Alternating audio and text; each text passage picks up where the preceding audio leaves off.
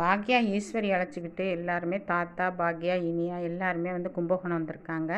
அங்கே சாமி கும்பிட்டு உட்காந்துருக்கும்போது பாக்யா போய் ஈஸ்வரியோட ஃப்ரெண்டை வந்து அழைச்சிட்டு வர்றாங்க. அழைச்சிட்டு வந்து பார்த்ததுமே ஈஸ்வரிக்கு வந்து யாருன்னு தெரியல. அப்புறம் சொன்னவொடனே கட்டி பிடிச்சிக்கிட்டு ரொம்ப சிரிப்பாக இருக்காங்க, ரொம்ப ஹாப்பியாக இருக்காங்க. அதை பார்த்துட்டு பாக்யாவுக்கும் தாத்தாவுக்கும் வந்து ரொம்ப அவருக்கும் மகிழ்ச்சியாக இருக்குது. இப்படியே தாம்மா இருக்கும்னு நினச்சேன் இவ அப்படிங்கிறாங்க.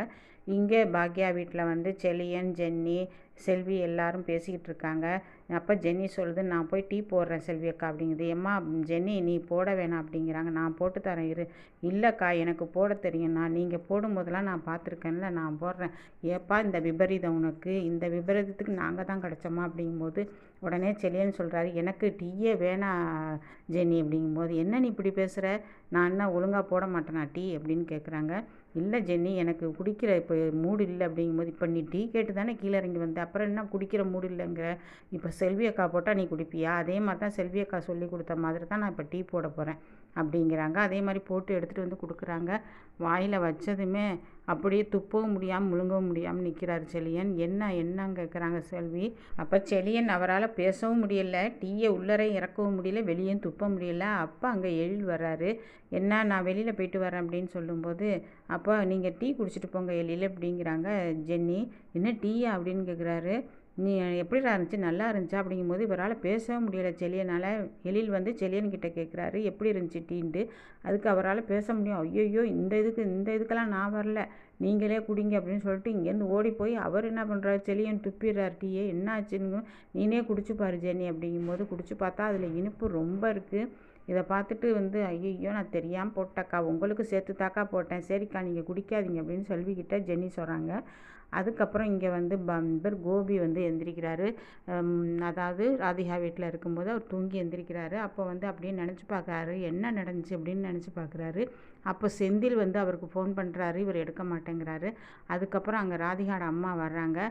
பார்த்தும் பார்க்காம போகிறாங்க. ராதிகா எங்கேன்னு கேட்கும்போது பதில் சொல்லாமல் இருக்காங்க. அங்கேருந்து ராதிகா வந்துட்டு கோபிக்கிட்ட கேட்குறாங்க, என்ன போதையெல்லாம் தெளிஞ்சிருச்சா, இப்போ நிதானமாக இருக்கீங்களா அப்படிங்கும்போது, என்ன நீ இப்படி பேசுகிற அப்படிங்கும்போது, எதுக்கு நீங்கள் குடிச்சிட்டு வந்தீங்க, ஆமாம் எங்கள் அம்மாவை நீங்கள் திட்டினீங்க அதனால் நான் குடிச்சிட்டு வந்தேன், இதெல்லாம் ஒரு காரணமா அப்படிங்கும்போது, அப்போ வந்து கேட்குறாங்க கமலா கேட்குறாங்க, அதாவது ராதிகாவோட அம்மா கேட்குறாங்க, ஏன் உங்கள் அம்மா கொலைக்காரி, அதனால தான் கொலைக்காரின்னு தானே சொல்ல முடியும், அதுக்காக தான் திட்டினேன், எங்கள் அம்மா அந்த மாதிரி பேசாதீங்க, எங்கள் அம்மா ரொம்ப நல்லவங்க அப்படிங்கும்போது ராதிகா கேட்குறாங்க, என்ன நல்லவங்க, வயிற்றில் உள்ள பிள்ளைய கலைக்கிறவங்க நல்லவங்க, நீ கீழே பார்த்து நடக்காதனால தான் நீ கீழே விழுந்துற ராதிகா, எங்கள் அம்மா ஒரு காலம் உனக்கு அந்த மாதிரிலாம் செஞ்சுருக்க மாட்டாங்க அப்படிங்கும்போது, உங்கள் அம்மாவுக்கு நீங்கள் ரொம்ப சப்போர்ட் பண்ணுறீங்க கோபி அப்படிங்கிறாங்க. அதுக்கு கமலா சொல்கிறாங்க, உங்கள் அம்மா தான் என் பொண்ணோட குழந்தைய வந்து கொலை பண்ணா, அவள்லாம் ஒரு பொம்பளை மானங்கட்டவா அப்படி இப்படின்னு அசிங்கமாக திட்டுறாங்க.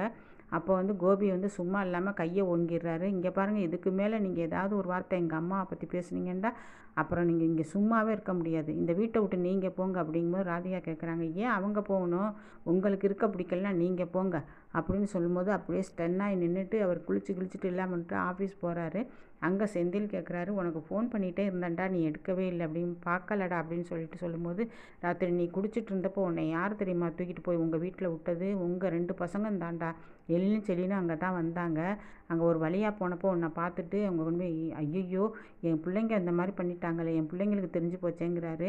சரிடா கோபி எதாக இருந்தாலும் நிதானமாக செய், ரொம்ப இது பண்ணாத, கோவப்படாத அப்படிங்கிறாரு. ஏன்னா கோபி வந்து செஃப் மேலே அந்த ஹோட்டலில் இருக்கிறவங்க எல்லார் மேலேயும் கோவப்படுறாரு. நிதானமாக கையாளுடா எதாக இருந்தாலும் அப்படின்னு செந்தில் சொல்கிறாரு.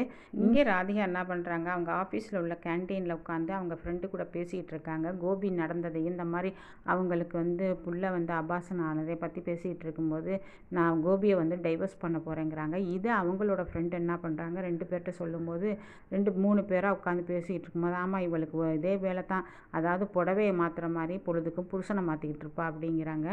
இவங்க என்ன பண்ணுறாங்க, ராதிகா இதை கேட்டுடுறாங்க, என்ன இப்படி பேசுகிறாள் அப்படின்னு நினச்சிக்கிட்டு இவங்க போயிடுறாங்க. அப்போ வந்து இவங்க வக்கீலை போய் பார்க்க போகிறாங்க ராதிகா வக்கீலை போய் பார்க்கும்போது இந்த மாதிரி சொல்கிறாங்க, இல்லைப்பா இப்போ தானே உனக்கு டைவர்ஸ் ஆச்சு, டைவர்ஸ் ஆகி மறுபடியும் இன்னொரு டைவர்ஸ் கேட்குறீங்க, கோர்ட்லேயே என்ன நினைப்பாங்க அப்படிங்கிறாங்க, இப்போ தானே உங்களுக்கு கல்யாணம் ஆகி 1 வருஷம் இருக்கும் அப்படிங்கிறாங்க.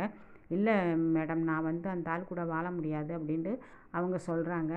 சொல்லிவிட்டு அப்படியே இருக்காங்க. இங்கே வந்து கோபி என்ன நினைக்கிறேன்னா, நம்ம பாக்யா விட்டு போனது தப்பு, பாக்யா விட்டு போனதுக்கெல்லாம் இப்போ நான் அனுபவிக்கிறேன் அப்படின்னு சொல்லிட்டு கோபி மனசுக்குள்ளேயே நினச்சிக்கிட்டு இருக்காரு. அவருக்கு ரொம்ப தலையெல்லாம் வலிக்குது. இந்த ராதிகாவை பற்றியும் ராதிகாவோட அம்மாவை பற்றியும் நினச்சி பார்த்துட்டு, இதனால தான் அவங்க முதல் கணவன் வந்து விட்டுட்டு போயிட்டாரு அப்படின்னு மனசுலேயே நினச்சிக்கிட்டு இருக்கார் கோபி.